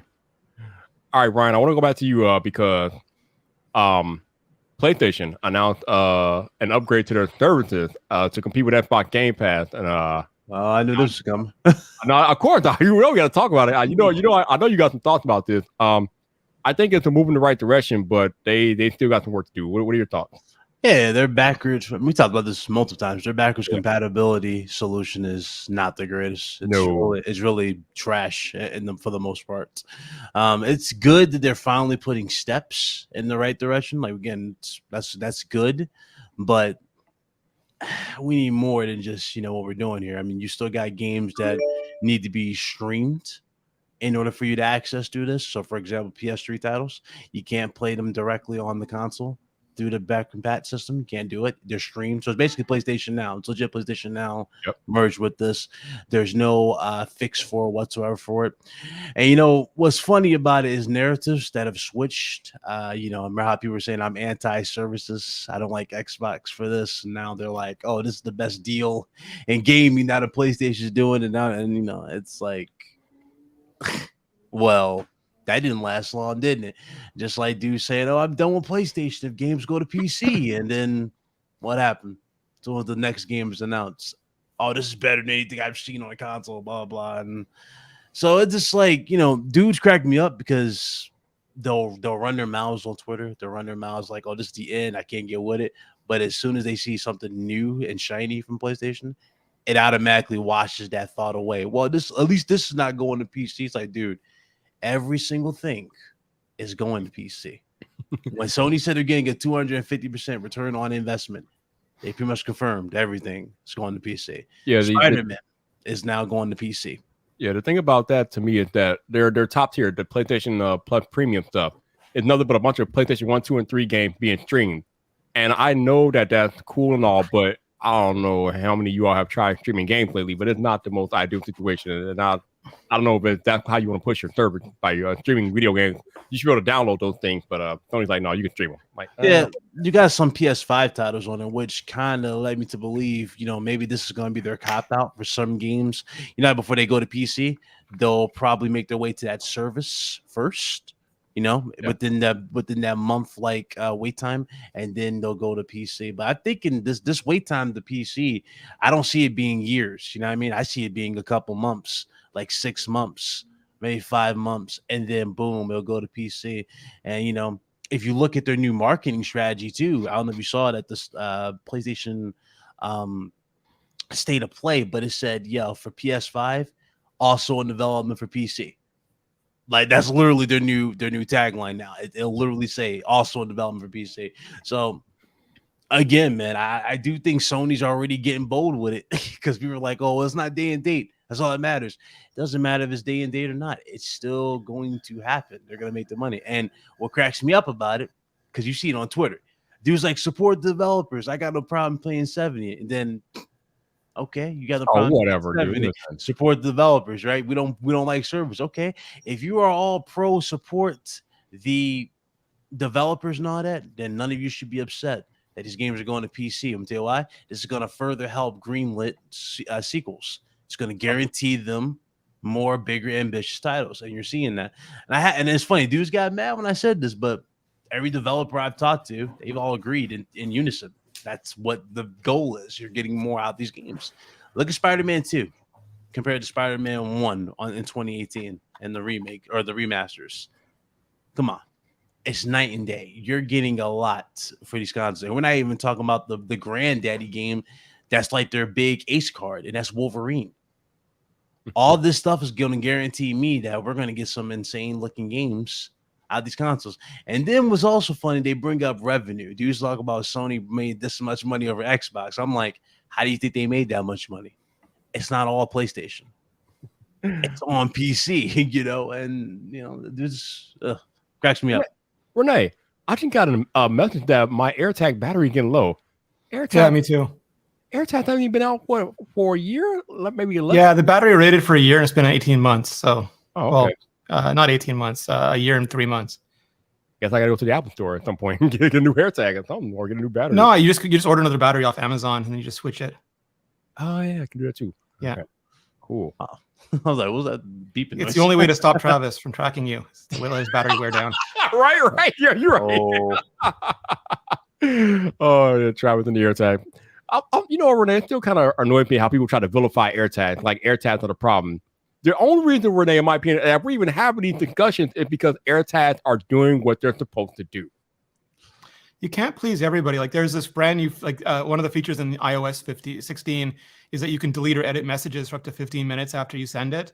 And there's a bunch of harassment and abuse advocates who are saying people are just going to send death threats and then like erase them after like 3 minutes, and like you're going to be traumatized and then have no evidence, you know, to prove what they're doing. So like there's nothing that humans can't make terrible if we give them a chance. Sure. Yeah. I mean, humans are going to use and abuse everything they can. I mean, that goes for technology, whatever the case may be. But it just irked me that the media is trying to vilify AirTags. Like, oh my God, these things are dangerous. People are using them to track. What do you think the criminals and things were doing before AirTags? Do you think this wasn't happening? Do you think that this stuff wasn't happening before AirTags? Because yes, it was. You just didn't know. At least the AirTag Or gives you a tracking their fighting phone chance. or something. Yeah, there's a lot of- exactly. The AirTag actually give you a fighting chance because criminals are dumb enough to use them. Like, Yeah. Oh, You gotta hope that your stalker is dumb. Yeah, I was watching all that stalker stuff today too. That's so disturbing. yeah, but again, my point is that we wouldn't know, we would not be aware if it wasn't for AirTags and the way that they were supposed Yeah, to no, work. for sure. Like, but this one was like Amaranth. With like this dude sold everything he had in another country, flew down, sat in a Starbucks across from her PO box, waiting for her to come by so he could follow her home. And then she ended up, I think, calling immigration, having him deported. But like, well, you know, you're super safe about your identity because of the stuff that goes on the internet. Yeah, try to be. Yeah, Yeah, humans are the worst. humans are definitely the worst. Man, I cannot believe you're going to be in California next week, Renee. I'm excited about this. Yeah. It's been a long time. So it's funny because you were just in California for WWDC. Now you're going back to California, man. You're doing a lot of traveling, Renee. You think that they would like space things out better? Damn it. You know what the problem is? We're talking about different industries. You know, Apple is not caring about what the video conferences are doing with No. big economies. So I got to ask you, Renee, since you're going to be in the area, I know you're not going to be at VidCon, but you're going to be in the area. But is there a chance that you might make an appearance at Vid Summit this year in September? Maybe. Like I always September is so hard though because there's so much coming out at the same time. I know. Mark Guest does the same thing. Damn it, Renee, come on. And so does Justine. I mean, Yep. like the funny thing is like there's this arc in like tech creator life where it's like I really just want to go to this event. I really just want to be invited to this event. I really just want to get this, like I want to get all the swag. And then like I want to get the review units. And at a certain point you're like, do I have to go? I'm not taking any swag. I don't want anything to weigh me down. I just want to get in and out. Do I have to review this for the 8th time? Like it's just like this weird. I was talking about like gaming, like Pokemon. Like you first play a Pokemon game, and you're like, I can't get a Snorlax, so and you try forever, and then like 3 months later, there's like 800 Snorlaxes, and you're like deleting them from your from your storage. I don't know, Renee, about I just think I've been trying to campaign to get her to speak at Vid Summit this year, and I had mentioned it a few days ago in a tweet, and she replied with a sunglasses emoji. So I'm like, maybe she got the invite. Maybe she is going to speak at Vid Summit. I don't know. Like, I don't think she's going to be at VidCon because she's working. Like, she is like, yeah, she is like ultra work ethic. Yeah. And kudos to her because obviously everything that she's been going through this year, and she's still out there busting her ass, putting in the work. So shout out to I Just Think, man. Whew. We went to Dub together, and then like she's been 3 more shows since then. I just barely recovered. Yeah, she got that crazy. I don't know. I remember she got that Xbox fridge. Yeah, I think it she was had like crazy. a $240 phone with. She was at that thing in New York with the MediaTek phone. That's like $240 with 120 hertz, and It was like, good lord. she's Yeah, a machine. they only made 2 of those F-Stop fridges. I Just Think I wanted, and Snoop Dogg got the other one. No, they made two. I thought they made more than that. I know they made the mini fridge, but No, they only made 2 of the big ones for I Just Think and Snoop Dogg, and then like you said, they made the mini fridge for the rest of us. I Snoop could have probably sworn you has- better buy those. I don't know why. I thought you could buy those. No, you can buy the mini fridges, but the light size fridges they only made 2 of them. Oh wow. You figure Snoop has mini fridges all stacked up beside his life size fridge. Probably. Well, knowing him, he'll probably have one in the game room, probably have one in the other Yeah. kid's game Oh, yeah. room. Yeah, you know him, he's got them all over the place. Got people walking around with Xbox fridges on small, like red pillows. Oh yeah. All right, Renee, since I have you here, there's been a lot of chatter in the last year or so about Apple AR glasses or the possibility of Apple AR glasses or even a Apple mixed reality headset. What are your thoughts on the possibilities of these things? Are we going to ever see these things? Or are these No, things yeah, for sure. They're two separate cool. products, though. I think people Right. keep confusing them because they're two separate Yeah, products. right. Yeah. Like the AR headset, the VR headset is like an Apple TV, like for your face, and it's gonna have like Fitness Plus and games and like Yeah. adventure experiences and movies and all of that kind of stuff. And it's mixed reality because it's got cameras front and back, so you'll be able to see what's going on around you. And you can do cool stuff like have a portal open up in your room and you walk through it and you're in the game. So it's like it's just designed to be like a cool experience. And then the glasses are like Apple Watch. They don't do anything like that. They just show you like notifications and directions and. Oh, so it's not like the HoloLens from Microsoft. Not like The those ones. VR headset is going to be like HoloLens, but the Okay. glasses are going to be more like the Snapticles, but like with Oh, okay. much cooler tech. So I don't even see that type of stuff for gaming, though. To be honest with you, like, I see that more so for like doctors. You know, like those more expensive gear to help them with. Like they can show like your symptoms, like Yeah. for the doctor, and then show like known cures. Maybe it can show like prescriptions she's writing in real time, or they're writing in real time on the. They on just the want to glasses. sell them to more people than professionals. I think Microsoft didn't have a big enough market for Apple. Apple wants like everything to be a $10 billion business. Yeah, they advertised them, if I remember correctly, for more so for construction, right? Microsoft when we first saw them. I was like, Yeah. dude, that was a good opportunity, but it's like you could have really shown that off to the more higher end, military stuff like that. I think they would have bit the hook for that, and you could have got bigger funding and got more and Yeah. got different versions of it, variants. For sure. Apple also won't do military stuff. They won't do anything that harms people. It's one of their corporate things. And they don't even let bad guys use Apple products in their movies or TV shows. That's true. That's true. Spoiler alert. Amazon was kind of going down that road though. Yeah, I remember the drone delivery. Yeah. Then that kind of like stopped. I'm like, yeah, that's not gonna work. Everybody's gonna throw stuff at these drones. So Renee, I know we talked before about a way that Apple can make the iPhone better, but we haven't really talked about the Apple Watch and how they can make the Apple Watch better. I have the Apple Watch Series 6 for the LTE, and I'm thinking, Renee, I'm just trying to figure out ways they can make this better, and I'm not coming up with much, man. It has LTE, it has GPS, it has all these Fully different health features. independent. That's still on my wish Yeah, list. Fully yeah, independent. Don't need a okay. phone. Yeah, I think that's the next step. But besides being fully independent, like how else can they make the watch better? It's hard because like they've been trying to their original dream was to have a way more health sensors, but they just don't they don't work yet. Like they had their own blood sugar sensor, and then they bought 3 companies that had blood sugar sensors and swore they were 3 months away from shipping. Turns out no. But if you could put like blood sugar and blood, like a whole bunch of different sensors in there, then you could do a whole bunch of quality of care things with them. Yeah, I think that's the primary direction that the Apple Watch is looking to go. I think it's more healthcare related stuff for sure. And I mean, we've already got big news about how the Apple Watch save lives. We have fall detection. We got the glucose. And now you can like combined workouts. You can do your Ironman in the morning, Vipe, and it will tell you about your bicycling, your running, and your swimming.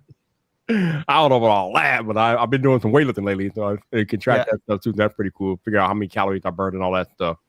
So speaking of things happening, Renee, have you been watching any TV lately, or any Netflix, or anything, any shows, or anything? Yeah, I've watched Obi-Wan, Strange New Worlds, and what's the other one? Ms. Marvel. Ooh, Obi-Wan okay. is pretty good. Yeah, last episode was pretty bad. So Obi-Wan lost me at first. Like the first 2 episodes, I was just like, I don't understand. Yeah. Like, it makes more sense now, but it was just like people know too much about things and stuff just keeps happening. And I'm not. And then they started getting. Although, like, I don't know spoilers, but this is real angry, real mean Darth Vader. Like they got in this one. It's not like the civilized Darth Vader that we're used to. It's more like he's gonna drag you through the thorns. Yeah, I love it. Yeah, this is the more comic book one in the comics lore, because that's how he was. That's why he was so feared. He didn't really react off of logic. He reacted off of emotion most of the time. That's why he was never happy. And y'all know why he's not happy, because that suit is another thing that adds to it. Because he doesn't sleep. A lot of people don't know that. Yeah, Vader never sleeps. Yeah, he doesn't sleep. That's the only way he can relax. Somebody on Twitter said that they would love to see have Darth Vader have his own spinoff of him doing all the evil, dastardly things, and I would so be down. I'm down for it, because there's some parts in the comics where he fights, he loses, but then comes back all beat. Like I want to see Vader like that, like where half the mask is ripped off, destroyed. I want to see those iconic shots redone, and you see the indestructible armor, torn and weathered. It's like I want to see that type of stuff and have those epic battles and see these. Mace Windu survived. He comes back and there's an epic throwdown at the end of the season. We're kind of getting. I don't know if you ever heard of a YouTuber by the name of Star Wars Theory. Yep. He's making his own variant of that. It's called Vader, So good. and he made like a part 2 to it where he has Samuel Jackson in it, like the actual lightness and everything, but it was CGI. So it's cool, man. It's a good time to be a Star Wars fan, that's for sure. You got better games happening. So EA doesn't have it where they're just monopolizing it. No, they're actually getting proper games with Jedi Survivor, which I cannot wait for. That looks amazing. Quantic Dreams is making one. There's just so much talent. And they're filming Ahsoka, which looks amazing now too. Yep. Yeah. I want to see the end of Rebels so bad. Like Rebels ended so well, and I just want to see that next chapter. Yeah, I just kind of wish that we never got the latest trilogy for Star Wars. Yes. The newest one. I kind of wish that never happened. Or if maybe they had a plan, like they knew it was such a valuable franchise, they should think about what's going to happen in the 3 movies before they film them. Yeah. Ryan wants to be like, you did not make that episode 789. It's not a Well, thing. no, but it's so No. weird. It's like the director's got in this thing where like Ryan's like, I'm going to destroy everything you did in the last movie, and then JJ comes back and goes, oh yeah, I'm going to destroy everything you did in your last movie. Nah. It's like we're gonna one up one another just because we have the rage for once. Who are your parents? It doesn't matter. Oh, your parents matter. But like it was for everything. I would have been like Rambo in a meeting. I'd be like, let it go. Yeah. Just let it go. Just let it go. Because Strange New Worlds is super good too. Like it's like real classic Star Trek. Yep. I heard some good things for it.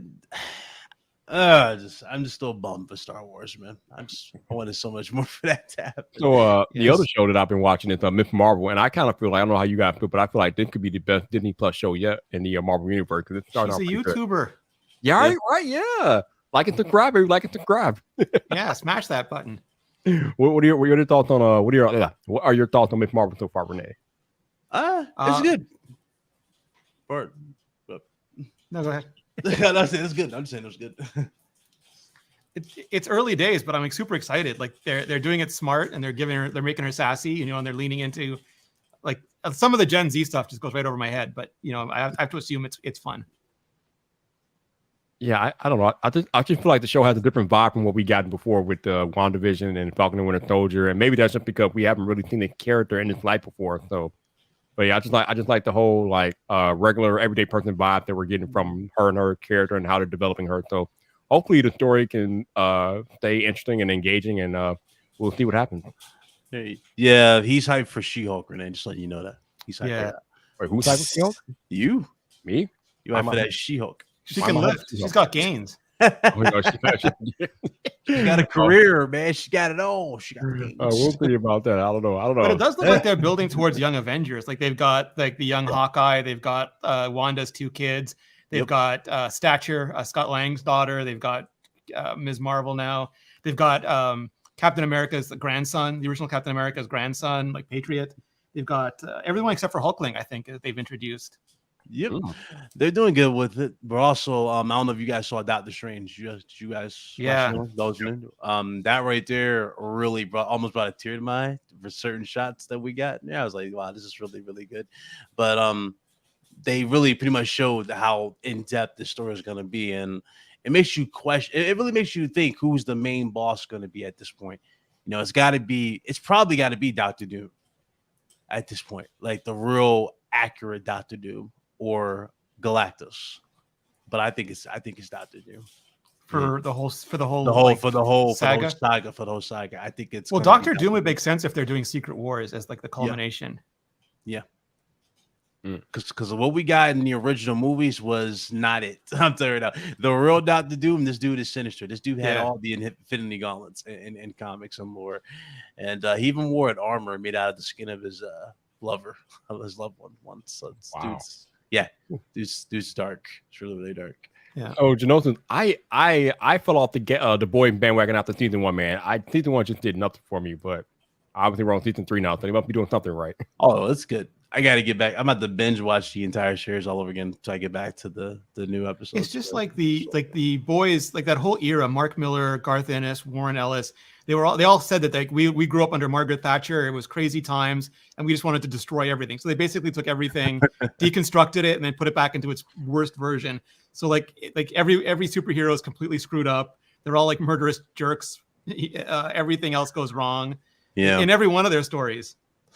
It's like the closest we got to like a real life evil Superman with Homeland and everything, which is why I wanted, because I wanted the Injustice. I don't know if you've ever read the comics, the Injustice comics, but imagine that was the premise for Batman v Superman, evil Superman of that catalog. That would have been it. It would have made sense. I would have been invested. Everybody would have been all the way into that, but no, we didn't get that. And then there was like Planetary, where like in the prologue, not even the comic, in the prologue, Bruce Banner turns into the Hulk, and General Ross just drops him in a pit 3 miles wide and nukes him until he dies. Like that's it. That's like the whole thing that happens. They shoot Wonder Woman's plane down before she leaves Paradise Island. They they kill Superman when he first lands on Earth. Like the whole thing is just dark. Yep. So Renee, do you have a favorite superhero? I like the Batman. You know, I always thought that was a cool vibe, but I like variety. Like I like a lot of variety. So like I like the teams, and I like different stories. And Canadians, I got to represent Wolverine a little bit. Of course. I mean, like, you know, Canuck. But I like a lot of the team stuff. Ryan, you got a favorite superhero? I mean, Spider-Man will always be the GOAT. Always. Batman is definitely obviously A tier as well. That's S tier, but yeah. Spider-Man will always be that one that I love the most, but Batman was definitely it when it comes to DC. That's why I always got away with it. Like I never really say who outranks her, but you know, but I would put, you know, I just go based off of the property. But DC, obviously, nobody's touching Batman in DC at this point, especially after they actually. And I'm surprised how well this movie was, because I actually have my doubts for it, and that was the Batman. I had my doubts going into that film. I actually didn't think I was going to like it so much. I laid down. That's really, really good. It kind of gave you the Seven vibes, you know, from that movie. I would argue if you cut out the last hour, it's like just the best Batman. Yeah, it's really, really, really good. You stop it 2 hours in, I can watch it over and over again. Yeah, I mean, that's the thing too. Like, you know, some parts definitely didn't need to be here, but I felt like they worked to just establish the character as like an origins, even though. Thank God it wasn't an origin story, because we already know his origins, so we keep getting that every single time they redo it. It's like the Christopher Nolan series has held the throne as like the perfect, you know, trilogy for so long. But now you might have a potential, you know what I mean? Like you might have a potential winner here that might be able to overtake them. The first, you know, the way the Batmobile looked, how grounded the game, the fighting was. I'm like, you know what? This is good. Theme. Yeah, hell yeah. Even the shots where he like walks out the shadows. Yeah, they have those. I was like, those are so well shot. I'm like, that's how you supposed to film this guy. You know, you have everybody, the criminals looking at literally nothing, but they think he's there because they see the signal. I was like, okay, that's the type of fear that he needs to have in these criminals. Now, granted, is he Ben Affleck like built? No, he's not like that. Because you know, when you saw Ben Affleck, you were scared just naturally. Ben Affleck when you see this dude come at you, but. You know, it was good. He didn't have no guns, thank God. He just used natural gadgets, and he only had one batarang, which is a different take on it too, which was on his chest. Yeah, Renee, I agree with you. That the Batman was definitely a little long in it too, but it was a good movie. But yeah, it could have been. I go up to the part where he has that conversation with Riddler in the jail, and that's enough for me. That's like the perfect ending for it. Yeah. Like, did you ever read The Dark Knight Returns or watch the cartoon version? The classic Frank Miller one. Yeah, I think that. That's like to me like the best, like just like that's perfect Batman. He's like it's got like the craziness of like his comparison to Harvey Dent, where he's like he's a reflection, and like he realizes how many people he's murdered by letting the Joker live, and then he goes toe to toe with Superman at the end. You know, that to me is like, and the dialogue is so good. Yeah, the ending for the Batman was weird, like him driving like on the motorcycle and then just looking back and then just goes. It's over. I'm like, yeah, you didn't have to have that at the end. You could have that been like a post-credit thing for it. But I think they didn't have that. They kind of like spliced some things together because obviously they cut a certain scene from the movie, and you saw that it was on YouTube. So But honestly, though, in terms of story, I don't know how y'all felt about this. Y'all seen Batman Beyond, obviously, right? I'm pretty sure. Yep. Yeah. Batman So Beyond. good.